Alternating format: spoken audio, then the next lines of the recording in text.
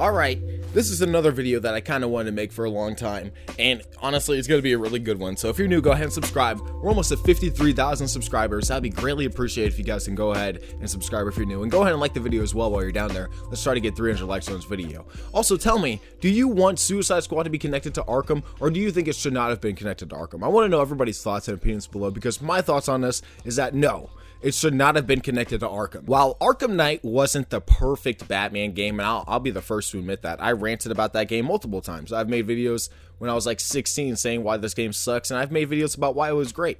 In my older years, this game has grown on me a lot, and I love this game. I put so many hours into this game, it's almost embarrassing to talk about. But I think that the ending for this game was perfect. The way they sent off this Batman, a Batman that went through Joker dying and had gone through so many trauma events in like one particular night in a row, you know, it really does kind of make this ending a really, really good ending for this Batman. And I like the way they finished it, topped it off, and really cemented the Arkham universe as like Batman's. You know what I mean? And by bringing him back and doing what they're doing with what they're doing, it's very hard to say that they're not ruining it in some way or doing something like very odd with this universe. It's very bizarre. What I think is happening here is that Suicide Squad is basically suffering what Arkham Origins was suffering, which is continuity issues. And everybody's like, well, what's wrong with the Black Deathshot? Well, kind of makes Arkham City weird because that guy was an expert marksman. He was bouncing bullets off of sides. So if this guy's like an imposter with the same name, Floyd Lawton, this motherfucker's a goddamn monster imposter. He's literally pulling shots that Deadshot was pulling in this game. And honestly, he seems like a more real Deadshot than the Deadshot that we're seeing in the Suicide Squad. So when we even go further than that, it's like people are going to be like, well, what if it was just the Deadshot from the Suicide Squad game just really taking over in Arkham City, and then the white Deadshot's the one that took all the credit for it? It's like, what? What? It takes away from everything that's just happened in that game. Okay.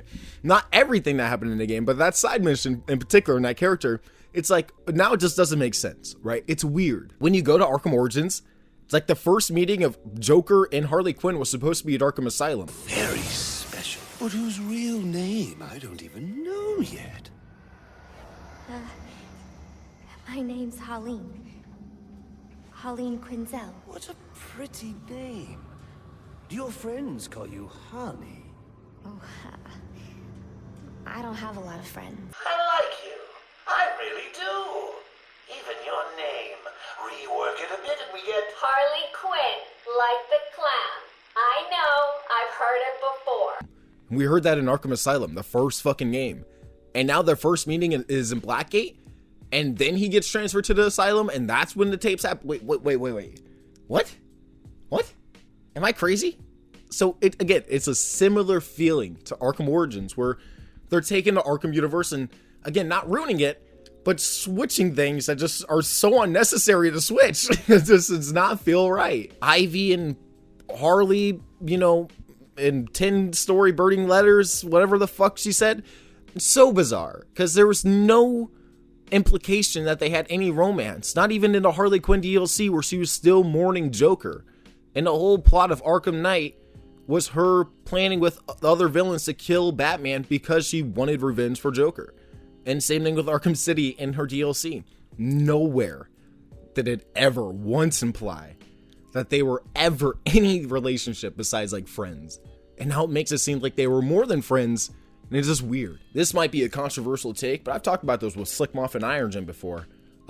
How this game honestly should have been made by WB Montreal, or maybe Gotham Knights just should have been an Arkhamverse game where they kind of like go through the motions with the side characters like they did, where Batman died at the end of Arkham Knight, and then they go with the characters that they had in Arkham Knight, and then build upon that in Gotham Knights, which would have just made sense name-wise too.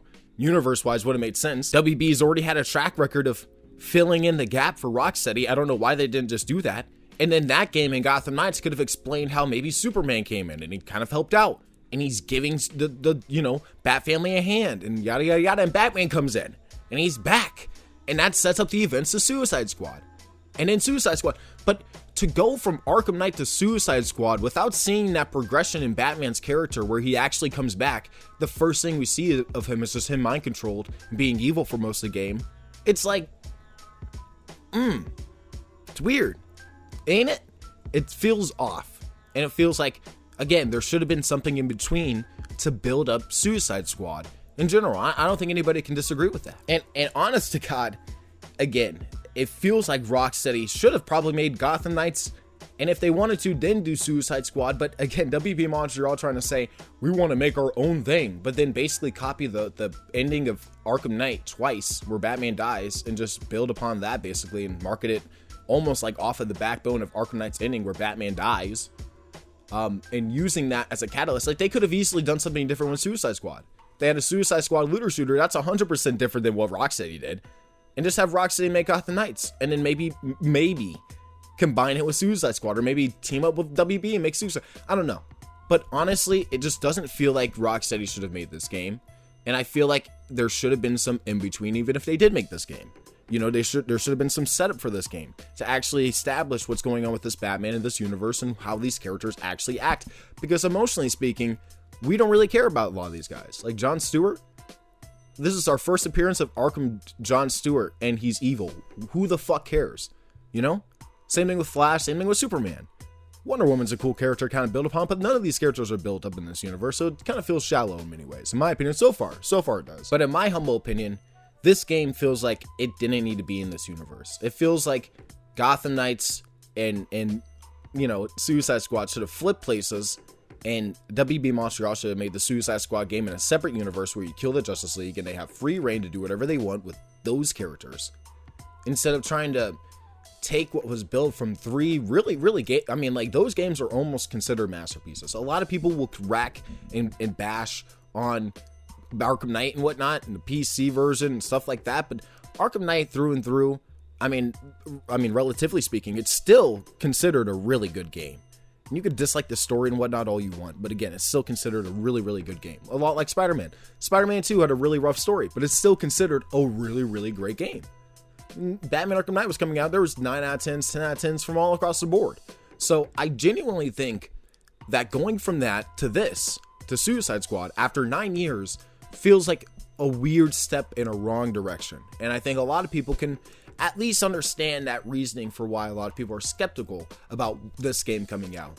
It's a very weird place in time to have this game coming out, especially after Avengers. And I really hope that Rocksteady does pull out all the stocks and really pushes the envelope a lot. And maybe they do live service perfect, just like Fortnite.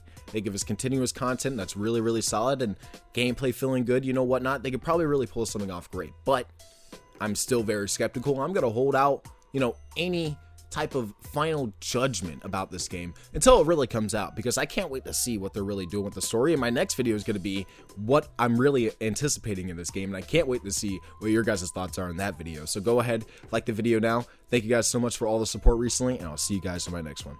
Peace out.